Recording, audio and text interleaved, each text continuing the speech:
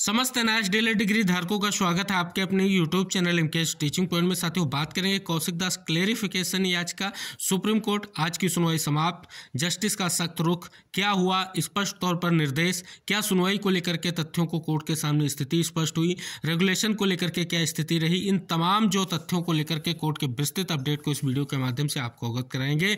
निवेदन करेंगे वीडियो को बिना स्किप किए अंत तक देखें और सभी साथियों को शेयर करें। जो साथी चैनल पर पहली बार विजिट कर रहे हैं तो कृपया चैनल को सब्सक्राइब करके बेल आइकन प्रेस कर लें। जैसा कि साथियों आप सभी के सामने diary number 52/409/2023 Kaushik Das versus state of West Bengal का केस, जिसके बारे में साथियों बात करें, इसकी सुनवाई आज जो है कोर्ट नंबर 11 में सीरियल नंबर 29 पर जस्टिस हिमा कोहली और जस्टिस एहसानुद्दीन अमनुल्लाह सर की बेंच में जो है सूचीबद्ध थी। आज की सुनवाई को लेकर के केस 12:05 पर टेकअप हुआ और साथियों आप सभी को अवगत करा दें, जस्टिस मैम का फिर से जो है कड़ा रुख देखने को मिला। और साथियों ये इसलिए क्योंकि 16 तारीख की सुनवाई में आप सभी को पता है कि स्पष्ट तौर पर जो है कोर्ट को कहीं ना कहीं स्थिति स्पष्ट नहीं की गई थी, यानी आपका जो केस था उसको जो है कहीं ना कहीं एडजर्न करने को लेकर के कोई भी नोटिस नहीं दी गई थी। उन सभी बातों को रखा। और साथियों आपको बता दें, जैसे ही केस टेकअप हुआ, विभा दत्ता मकीजा मैम आज कोर्ट में थी और वो आर्गूमेंट करने को लिए खड़ी हुई। और साथियों इसके अलावा एक और जो है सीनियर एडवोकेट कोर्ट में थे जो स्पष्ट तौर पर कहीं ना कहीं प्रेयर भी कोर्ट से किया। और साथियों बात करें हिमा कोहली मैम का जो है बहुत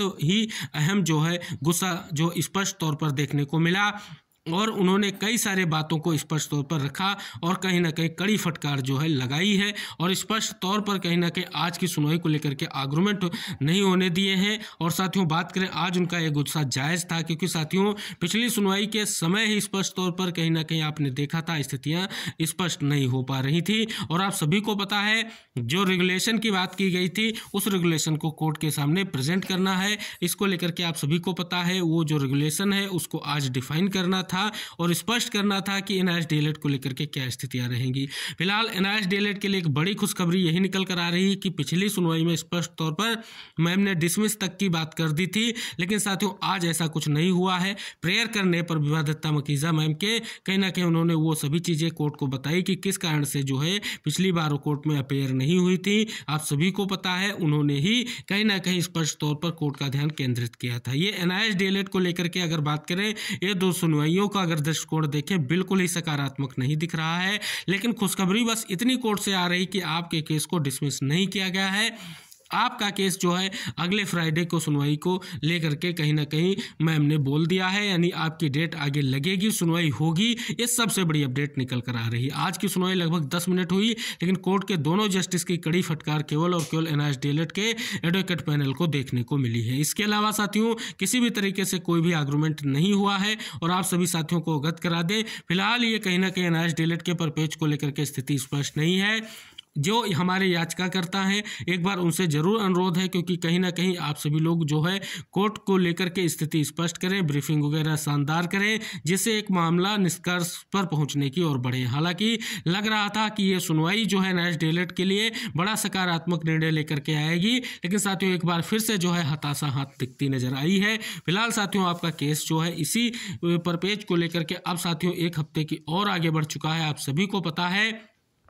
और अब इस हफ्ते में आपको वो सभी तैयारियां पूरी करनी है जो कोर्ट आपसे चाहता है। जिस प्रकार से आर्गूमेंट कोर्ट चाह रही है कि ऐसा ना हो कि अगली सुनवाई में आप बिना तैयारी के फिर से स्थिति को स्पष्ट करने पहुंचे और कोर्ट की नाराजगी आपकी याचिका को डिसमिस करने की ओर बढ़ जाए। तो इस तरह की स्थितियों से आपको निकलना है और आप सभी को स्पष्ट कर दें, अगर अगली सुनवाई में कुछ ऐसा हुआ तो जरूर ये केस को डिसमिस करने से कोर्ट आगे पीछे नहीं हटेगी। इसलिए आप सभी को एक और मौका दे दिया है कोर्ट ने। पिछली सुनवाई में जो है मौका दिया गया था, लेकिन इस बार की सुनवाई में भी आपको मौका दे दिया गया है।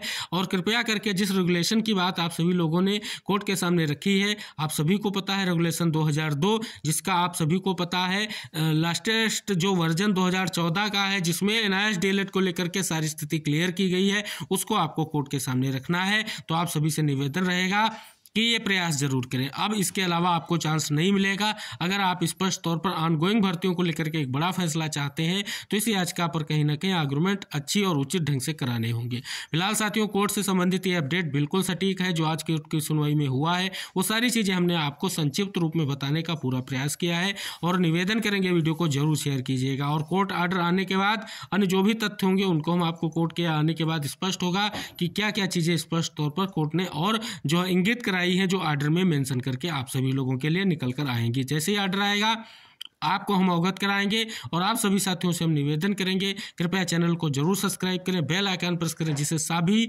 महत्वपूर्ण सूचनाएं जो नया डेलेट के पेपर पेज में आप सभी तक पहुंचती रहे। मिलते हैं नेक्स्ट अपडेट के साथ, तब तक के लिए बाय बाय, टेक केयर साथियों।